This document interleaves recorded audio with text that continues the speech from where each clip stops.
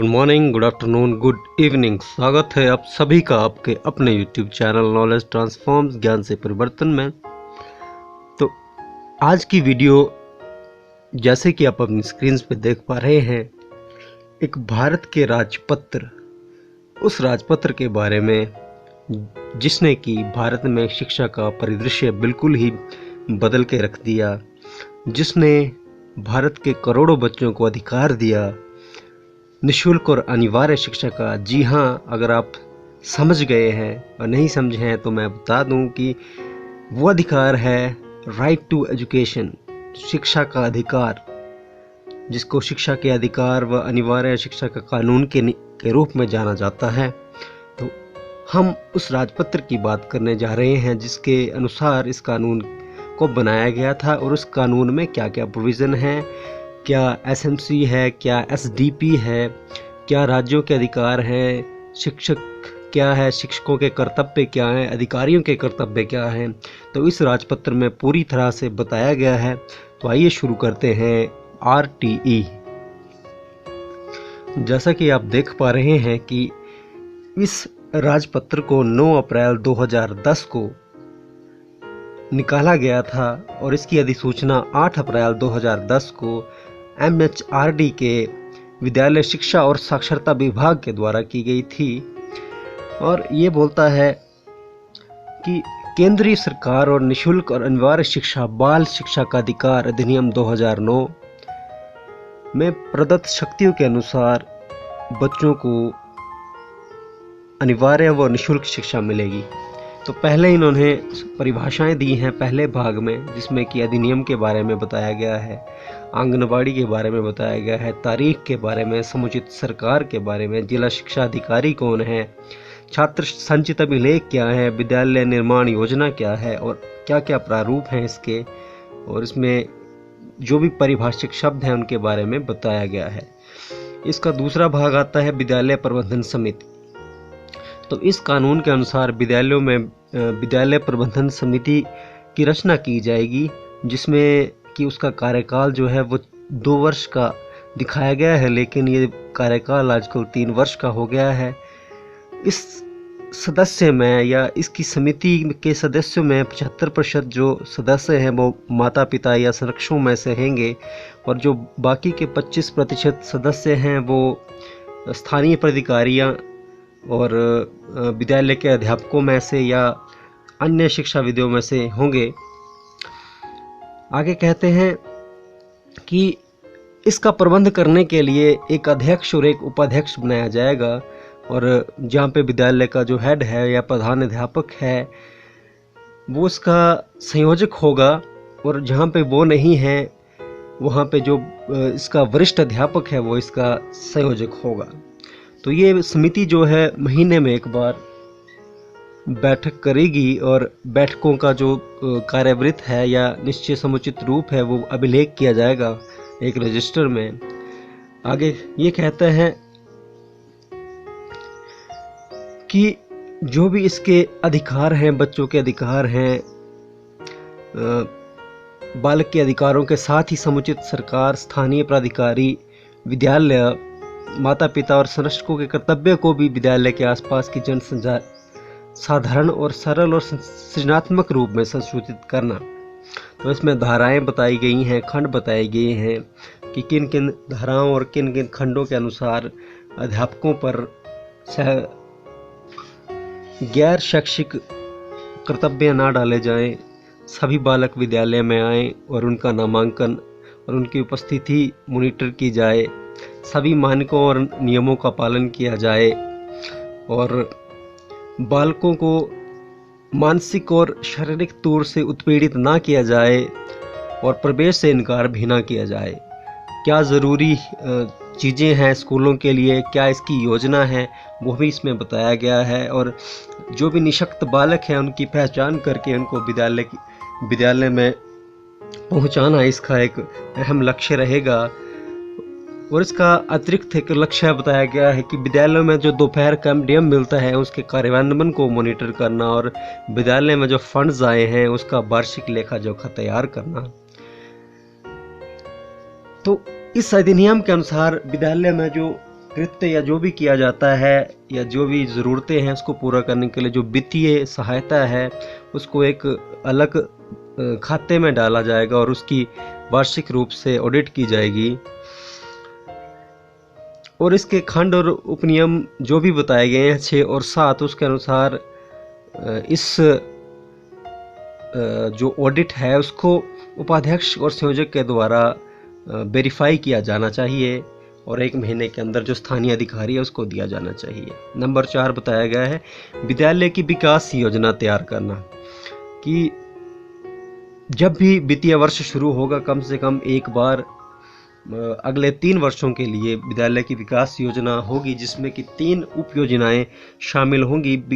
SDP जिसको कहा जाता है आजकल, एसडीपी में क्या बताया गया है कि उसमें कक्षावार नामांकन कितने बच्चे हैं, हर कक्षा में कितने बच्चे हैं, अध्यापक कितने हैं और हमारे विद्यालय में क्या क्या कितने कमरे हैं और कितनी संरचनाएं हैं, कितनी कौन कौन सी हमारी भौतिक चीज़ें उसमें उपस्थित हैं, जैसे कि कितनी किताबें दी गई, कितनी वर्दियां दी गई, उस सब की सूचना इसमें दी जाती है। भाग 3 में है निःशुल्क और अनिवार्य शिक्षा का अधिकार।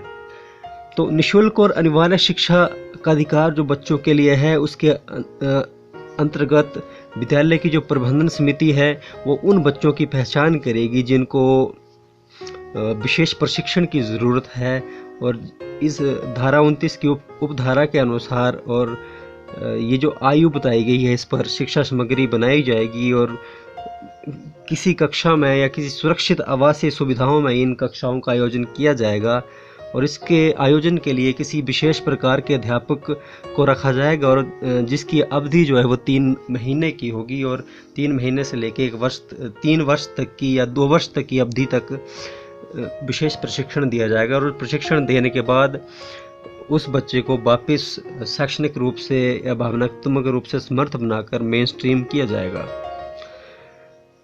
भाग 4 में बताया गया है केंद्रीय सरकार और समुचित सरकार और स्थानीय प्राधिकारी के कर्तव्य और उत्तरदायित्व क्या हैं।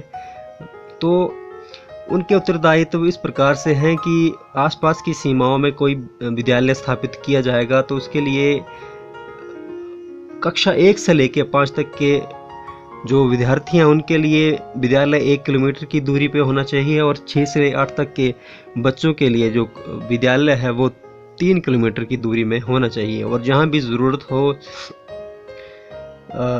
कक्षा 1 से 5 या 6 से 8 की, और इन स्कूलों को अगर मर्ज किया जा सके तो मर्ज भी किया जाना चाहिए। और आगे जहाँ पे कठिन भूभाग हैं या फिर भूस्खलन होता है, बाढ़ का जोखिम है, इस तरह से कम सड़कें हैं तो वहाँ पे ये जो सीमाएं हैं 1 किलोमीटर और 3 किलोमीटर की, इनको कम ज़्यादा भी किया जा सकता है। और इसमें जो स्थानीय अधिकारी हैं उनके पास इन सीमाओं के शिथिलीकरण या कम करने की अधिकार रहते हैं। बच्चों के लिए निःशुल्क परिवहन और रहने की व्यवस्था करना भी इनका कर्तव्य रह सकता है। जहाँ पे बहुत सारी जनसंख्या है और 6 से 14 वर्ष के बच्चे बहुत सारे हैं, सघन समूह में रहते हैं, वहाँ पे 1 से अधिक विद्यालय भी स्थापित किए जा सकते हैं और ऐसे विद्यालयों का भी पता लगाया जा सकता है कि जहाँ पे बालकों का प्रवेश दिया जाना चाहिए। ऐसे बच्चे जो निःशक्त हैं उन्हें कौन सी चीज़ें ऐसी हैं जो विद्यालय आने तक पहुँचती है और उसका उचित प्रबंध जो है वो किया जाना चाहिए स्थानीय प्राधिकारी के द्वारा, और उसके लिए परिवहन व्यवस्थाएं ताकि की जानी चाहिए ताकि वो अपनी प्रारंभिक शिक्षा को ठीक बनाए रख सके और उसको सफलतापूर्वक प्राप्त कर सके। सरकार या प्राधिकारी ये सुनिश्चित करेंगे कि जो बालक हैं वो विद्यालय तक बिना सामाजिक और सांस्कृतिक कारकों से बाधित हुआ बिना पहुँचे। अब इसमें 7वां बिंदु बताया गया है कि केंद्रीय सरकार का वित्तीय उत्तरदायित्व क्या है। केंद्रीय सरकार का वित्तीय उत्तरदायित्व है कि उन्हें 5 वर्ष के लिए धन मुहैया कराना पड़ता है, जिसको उन्हें हर 3 वर्ष के बाद उन्हें पुनरीक्षित करना पड़ता है। जब भी ये कानून लागू हुआ है उसके विदिन 6 मंथ को इसके लिए धन मुहैया कराए। केंद्रीय सरकार राज्य सरकार से परामर्श करके राजस्व का अनुदान देगी और उसकी प्रतिशतता का अवधारण करेगी, कितना प्रतिशत अनुदान जो है वो सरकार द्वारा दिया जाएगा और कितना प्रतिशत अनुदान राज्य के द्वारा दिया जाएगा। तो इसमें वित्त संबंधित मामले हैं या वित्तीय संबंधित निर्देश हैं कि जो किए जाने चाहिए। अगर आगा है केंद्र सरकार के शैक्षिक उत्तरदायित्व। केंद्र सरकार के शैक्षिक उत्तरदायित्व क्या है? तो केंद्र सरकार के शैक्षिक उत्तरदायित्व इसमें ये बताए गए हैं कि जो राष्ट्रीय पाठ्यचर्या का ढांचा सरकार बनाएगी और उसके लिए किसी अधिकारी को नियत करेगी और वो अधिकारी जो है वो विभिन्न मानकों पर रखकर पाठ्यचर्या का निर्माण करेगा अन्य लोगों की सहायता लेकर। समुचित सरकार और स्थानीय प्राधिकारी के क्या उत्तरदायित्व है? तो इन विभिन्न खंडों के अनुसार निशुल्क शिक्षा देने के लिए बच्चों को निशुल्क पाठ्य पुस्तक, लेखन सामग्री और वर्दियों का देने का प्रबंध जो स्थानीय सरकार करेगी। और कोई भी निशक्त बालक है तो उसको निशुल्क विशेष विद्या सामग्री और सहायक सामग्री मिलेगी। और इसमें बहुत सारी उपधाराएं और खंड हैं, उन खंडों और उपधाराओं में हम नहीं जाएंगे। इसका अर्थ जो है वही हम डिकोड करने की कोशिश करेंगे कि इसका अर्थ क्या है। तो जो भी इसमें बताया गया है कि जो कमज़ोर वर्ग के बालक हैं, निशक्त बालक हैं, अलाभप्रद समूह के बालक हैं, उन सभी बालकों को एक वर्ष के भीतर उनका चयन करके, उनकी पहचान करके विद्यालय में नामांकित किया जाएगा। सरकार या अधिकारी ये सुनिश्चित करेंगे कि विद्यालय में किसी भी जाति, वर्ग, धर्म या लिंग संबंधी दुर्व्यवहार नहीं हो। जो भी निशक्त बालक हैं, कमज़ोर वर्ग के बालक हैं, उनके लिए किसी प्रकार का बैरियर नहीं होना चाहिए, चाहे वो भोजन के दौरान हो, कक्षा में हो, पानी पीने में हो, प्रसाधन सुविधा लेने में हो। अधिकारियों को द्वारा भी लेखों का रखा जाना। तो इसमें यह भी प्रोविजन दिया गया है कि बच्चे के जन्म से लेकर 14 वर्ष की आयु तक विद्यालय में अभिलेख रखना होगा और उस अभिलेख का अद्यतन या फिर अपडेशन जो है वो साल दर साल किया जाएगा और इसको पारदर्शी रूप से किया जाएगा। उस अभिलेख में क्या क्या आएगा? नाम, लिंग, जन्म की तारीख, जन्म का स्थान, माता पिता, संरक्षण का नाम, पता, व्यवसाय व पूर्व माध्यमिक विद्यालय, आंगनबाड़ी केंद्र जहाँ पे वो पढ़ रहा हो, प्राथमिक विद्यालय जहाँ पे उसने प्रवेश लिया है, बालक का वर्तमान पता, और क्या बालक कमजोर वर्ग का है, किसी अलाभप्रद समूह का है, किसी अप्रवासी या पर्याप्त जनसंख्या के अनुसार है, आयु क्या है उसकी, वो सब कुछ जानकारी उस रजिस्टर में रखनी पड़ेगी। अच्छा, भाग 5 में बताया गया है कि विद्यालयों और अध्यापकों के उत्तरदायित्व क्या है।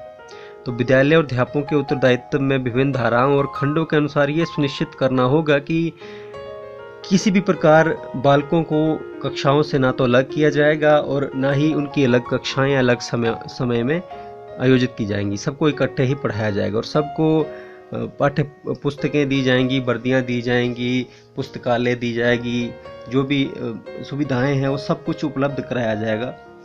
आगे इसमें ये बताया गया है कि समुचित सरकार द्वारा प्रति बालक व्यय की प्रतिपूर्ति, यानी कि जो भी सरकार के लिए बच्चे के लिए जो भी व्यय आता है उसकी प्रतिपूर्ति सरकार के द्वारा की जाएगी। और जो भी प्रतिपूर्ति करने का चैनल है उसको विद्यालय को दिया जाएगा और विद्यालय जो है उसके लिए एक पृथक खाता खोलेगा और पृथक खाता खोलने के बाद उस रकम को उस खाते में रखा जाएगा। अच्छा, आयु के सबूत के रूप में दस्तावेज, जहाँ कहीं भी ये ज़रूरी है, जहाँ कहीं भी जन्म, मृत्यु और विवाह का प्रमाणीकरण हुआ है और उसका अधिनियम 1886 की 6 के अनुसार जन्म प्रमाण पत्र उपलब्ध नहीं है, तो उनमें से बच्चों की आयु का जो प्रमाण है उसको किस तरह से लिया जाए, तो वो लिया जा सकता है अस्पताल, सहायक नर्स या दायिक रजिस्टर का अभिलेख, या फिर आंगनबाड़ी का अभिलेख, या फिर माता पिता के द्वारा बालक की घोषणा। प्रवेश के लिए विस्तारित अवधि, बच्चे का प्रवेश कब तक हो सकता है, तो जब भी शैक्षिक वर्ष शुरू होगा विद्यालय का उसके 6 मास के भीतर जो है वो बच्चे का प्रवेश हो सकता है। जहाँ कहीं भी विस्तारित अवधि के बाद बच्चे का विद्यालय में प्रवेश दिया जाएगा तो वहाँ पे हमें विशेष तरह की ट्रेनिंग देनी पड़ेगी बच्चे को, ताकि वो उस लेवल को अचीव कर सके। विद्यालय को मान्यता, अब विद्यालय को मान्यता किस प्रकार से दी, तो विद्यालय को मान्यता देने के लिए विभिन्न प्रकार के हमें प्रोसीजर्स फॉलो करने पड़ते हैं, जिसमें से विद्यालय की रजिस्ट्रीकरण कराना पड़ता है सोसाइटी अधिनियम के तहत, जो कि किसी लोक न्यास के द्वारा चलाया जा रहा हो, ये जो है लाभ के लिए ना चलाया जा रहा हो, विद्यालय संविधान के आदर्शों के अनुरूप हो और उसकी जो संरचनाएं हैं या जो बिल्डिंग है उसका प्रयोग सिर्फ शिक्षा के लिए हो, और उसकी जो विद्यालय है, विद्यालय के कमरे हैं या जो भी सुविधाएं हैं वो अधिकारी के द्वारा निरीक्षण किए जाए और समय समय पर जो रिपोर्टें हैं वो विभाग को अधिकारियों के द्वारा पहुंच जाएं। तो इसमें काफ़ी सारे नियम और उपनियम बताए गए हैं, जिसकी जानकारी जो है वो उनको पढ़ने के बाद ही पता चलेगी, लेकिन जो भी इसका मीनिंग है वो इस प्रकार से रहेगा जो कि इसमें बताया जा रहा है। तो 15 दिन के भीतर जिला अधिकारी सर्वसाधारण के लिए जानकारी के लिए प्रस्तुत करेगा अगर विद्यालय खोला जाना है। जिलाधिकारी उपनियम 1 में वर्णित मानदंडों, मानकों और शर्तों को पूरा करने के लिए स्वतः घोषणा प्राप्त होने के 3 मास के भीतर उन विद्यालयों का स्थल पर निरीक्षण करेगा जो प्रारूप मन में दावा करते हैं, और उसके बाद रिपोर्ट जो है वो आगे दी जाएगी सर्वसाधारण के लिए। अगर मानदंडों के अनुसार नहीं है तो जिलाधिकारी इस प्रकार से 2.5 वर्ष के भीतर किसी भी समय मान्यता प्रदान करने के लिए निरीक्षण स्थल पर अनुरोध कर सकेंगे, ताकि इस अवधि के इस अधिनियम के प्रारंभ से 3 वर्ष से अधिक न हो। वे विद्यालय जो इस अधिनियम के प्रारंभ होने की तारीख से 3 वर्ष के भीतर उपनियम में वर्णित मानदंडों, मानकों और शर्तों के अनुरूप नहीं है वो कार्य करना बंद कर देंगे। और केंद्रीय सरकार या समुचित सरकार या स्थानीय प्राधिकारी के द्वारा स्थापित स्वामित्वाधीन या नियंत्रण विद्यालय से भिन्न प्रकार के विद्यालय जिसकी स्थापना अधिनियम के प्रारंभ के पश्चात की गई है, वे इस नियम के अधीन मान्यता के लिए अर्हता प्राप्त करने के क्रम में नियम के अनुसार शर्तों के अनुरूप होंगे। विद्यालय की मान्यता वापस लेने के लिए नियम है, उन नियमों को पूरा करना पड़ता है। तो वो नियम किस प्रकार से है कि अगर मान्यता आप लेनी है तो कम से कम एक महीने के भीतर स्पष्टीकरण मानना पड़ता है। अगर स्पष्टीकरण सही नहीं है तो एक कमेटी के द्वारा इसकी जांच की जाती है, जिसमें कि शिक्षाविद होते हैं, सिविल समाज के प्रतिनिधि होते हैं, मीडिया या सरकारी प्रतिनिधि शामिल होते हैं। वो जांच करेगी और अपनी रिपोर्ट जो है वो अधिकारी को देगी। अधिकारी जो है रिपोर्ट लेने के बाद मान्यता वापस लेने का आदेश पारित कर सकेगा, परंतु उक्त अधिकारी द्वारा मान्यता वापस लेने का कोई ऐसा आदेश विद्यालय की सुनवाई के बिना पर्याप्त अवसर दिए बिना नहीं किया जा सकेगा, और सरकार के अनुमोदन के बिना भी ऐसा कोई आदेश पारित नहीं किया जा सकता। उक्त अधिकारी द्वारा पारित मान्यता वापस लेने का आदेश तुरंत अनुवर्ती शैक्षण वर्ष से प्रभावी होगा। वो निकट ऐसे विद्यालय को विनिश्चित कर जिसमें बच्चों को प्रवेश दिया जा सके, यानी कि बच्चों को उस स्कूल। तो अध्यापक बनने के लिए क्या न्यूनतम एलिजिबिलिटी है, अर्हताएं हैं? तो 1 मास के भीतर अध्यापक बनने के लिए नियुक्त होने के लिए जो पात्र व्यक्ति है उनकी न्यूनतम अर्हताएं अधिकथित करने हेतु एक शैक्षणिक प्राधिकारी को अधिसूचित करेगी, और न्यूनतम अर्हताएं जो हैं वो इस प्रकार से दी जाएंगी कि प्राथमिक विद्यालय में किस तरह से अध्यापक बना जा सकता है। वो जो मानदंड सरकार या राज्य सरकार के द्वारा बनाए गए हैं उसी के अनुसार होगी। अगर किसी राज्य के पास अध्यापक शिक्षण में प्रशिक्षण करने की प्राप्त संस्थाएं नहीं हैं तो इसके अनुसार वो शिथिल करने का अनुरोध कर सकता है केंद्र सरकार से। तो 1 साल के भीतर वो शिथिलीकरण करने का अनुरोध किया होगा सरकार ने, और फिर वो उसके अनुरोध के बाद उस परीक्षा करेगी और अधिसूचना द्वारा न्यूनतम अर्हताओं को शिथिल कर सकेगी। और शिथिलीकरण की प्रकृति 3 वर्ष से अधिक समय की ना हो, 3 वर्ष से 5 वर्ष के समय के बीच में हो, और जो भी धाराएं नियुक्त की गई हैं अध्यापक बनने के लिए वो हों। तो इस अधिनियम के प्रारंभ से 6 मास के पश्चात विद्यालय के लिए अध्यापक की नियुक्ति ऐसे व्यक्ति के बाबत होगी जिसके पास न्यूनतम अर्हताएं हो या फिर नहीं हो। तो उपनियम 3 में निर्दिष्ट शिथिलीकरण की अधिसूचना के बिना नहीं की जाएगी। नियम के प्रारंभ में 6 मास के भीतर अध्यापक के रूप में नियुक्त किसी भी व्यक्ति को कम से कम उच्चतर माध्यमिक विद्यालय का प्रमाण पत्र और उसके समतुल्य या अन्यून शैक्षणिक अर्हता धारण करनी चाहिए। न्यूनतम अर्हताओं को धारण करने के लिए 5 वर्ष की अवधि इसमें दी गई है।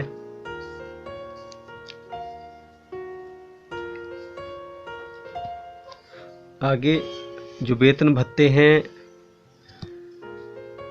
वो सरकार के द्वारा जो नियत किए गए R&P रूल्स हैं उसके अनुसार दिए जाएं। और जो कर्तव्य हैं शिक्षकों की कि वो प्रशिक्षण कार्यक्रमों में भाग लें और पाठ्यचर्या निर्माण और पाठ्यक्रम विकास के उस मॉड्यूल में भाग लें। साथ ही साथ शिक्षक अनुपात को भी बनाए रखे शिक्षक और शिष्य अनुपात को बनाए रखे।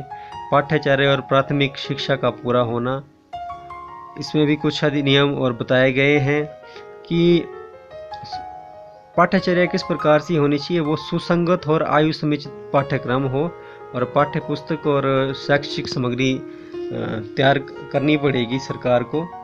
और अध्यापक प्रशिक्षण का डिज़ाइन भी तय करना पड़ेगा और निरंतर और व्यापक मूल्यांकन के लिए भी मार्गदर्शक सिद्धांत देने पड़ेंगे। और फिर उसके बाद शिक्षा पूरी करने के बाद प्रमाण पत्र भी देना पड़ेगा। बाल अधिकारों का संरक्षण करना पड़ेगा, जो कि राष्ट्रीय बाल अधिकार संरक्षण आयोग के कृत्यों का निर्वहन करे। और राष्ट्रीय बाल अधिकार संरक्षण आयोग के समक्ष परिवादों की प्रस्तुत करने की समिति ये ऑनलाइन तंत्र से मॉनिटरिंग होगी और इसी तरह राज्य के अनुसार भी होगी। जो राज्य में बाल संरक्षण अधिकार आयोग हैं उसमें अनुसार, तो इसके अनुसार एक कमेटी का गठन होगा। और वो कमेटी जो है वो इस प्रकार से होगी, उसमें अध्यक्ष होगा, 2 सदस्य होगी जिसमें से एक महिला होगी।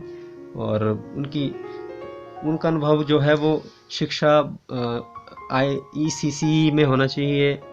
किशोर न्याय और उपेक्षित या निम्न वर्गीय या निःशक्त बाल देखभाल, बाल श्रमिक उन्मूलन या व्यथित बच्चों के साथ कार्य करना, बाल मनोविज्ञान, सामाजिक शास्त्र या विधिक वृत्ति।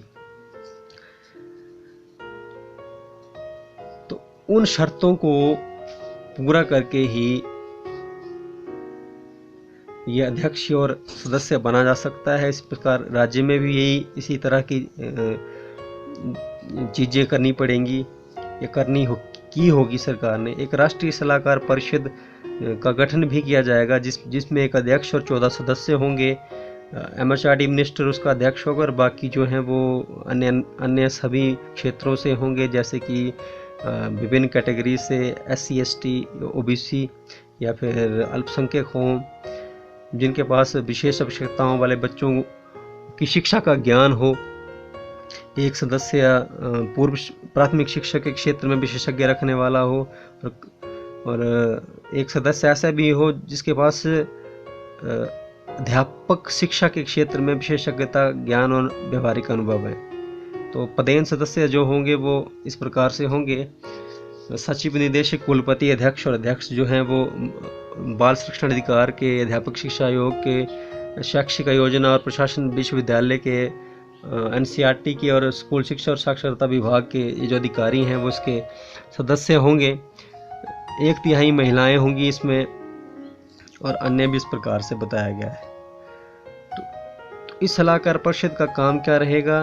वो मानदंड और मानक बनाना, अध्यापक की प्रशिक्षणों का अनुपालन करना या जो भी उनकी अर्हताएं उनको बढ़ाते रहना, अधिनियम के प्रभावी कार्यान्वयन के लिए अध्ययन और अनुसंधान काम करना, राज्य के सलाहकार परिषद जो है उनके साथ समन्वय बनाना, जागरूकता पैदा करना, अभियान चलाना, सकारात्मक वातावरण बनाने के लिए जनता और मीडिया और केंद्र सरकार के बीच मध्यस्थ बनना। तो ये सलाहकार परिषद का गठन है। फिर उसी तरह से जो राज्य में भी बनाई जाएंगी कमेटियां, जिसमें एक अध्यक्ष और 14 सदस्य होंगे, जिसमें से जो विद्यालय शिक्षा का प्रभारी मंत्री होगा उसका अध्यक्ष होगा, और उसी तरह से वही संरचना ST SC और अल्पसंख्यक जो हैं उसके सदस्य रहेंगे। जो परिषद के पदेन सदस्य होंगे वो प्रारंभिक शिक्षा के अधिकारी, और राज्य में जो राज्य के निदेशक और अध्यक्ष हैं बाल अधिकार संरक्षण आयोग के, वो 1/3 महिलाएं, और उसके बाद राज्य परियोजना निदेशक सर्व शिक्षा अभियान इसके पदेन सचिव होंगे। तो यहाँ पे ये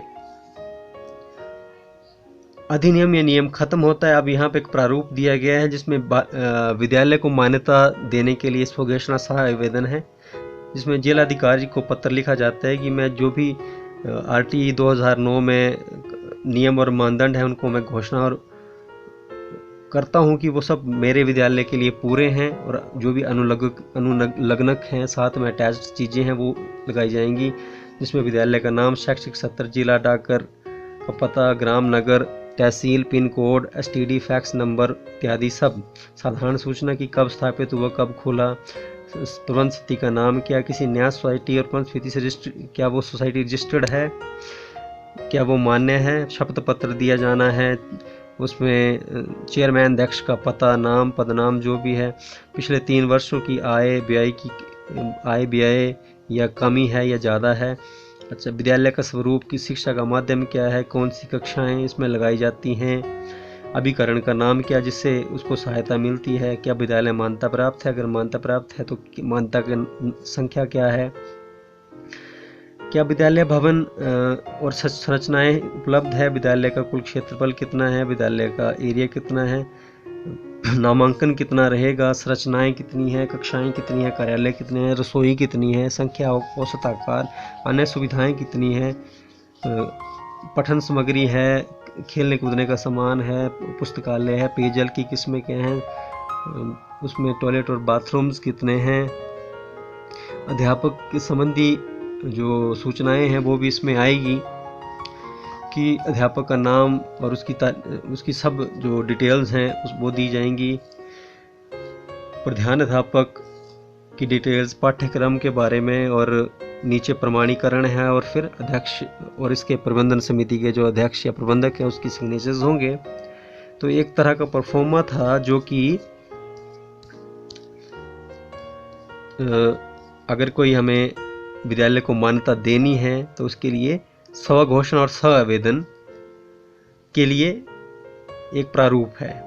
तो ये वीडियो कैसी लगी आपको, आप ज़रूर बताइएगा। ये वीडियो यहीं पे समाप्त होती है। अगर आपको पसंद आई हो तो इसको लाइक करें, दोस्तों के साथ शेयर करें, और बेल आइकन ज़रूर दबाएं ताकि लेटेस्ट अपडेट्स आप तक पहुंचती रहें लगातार बिना किसी रुकावट के।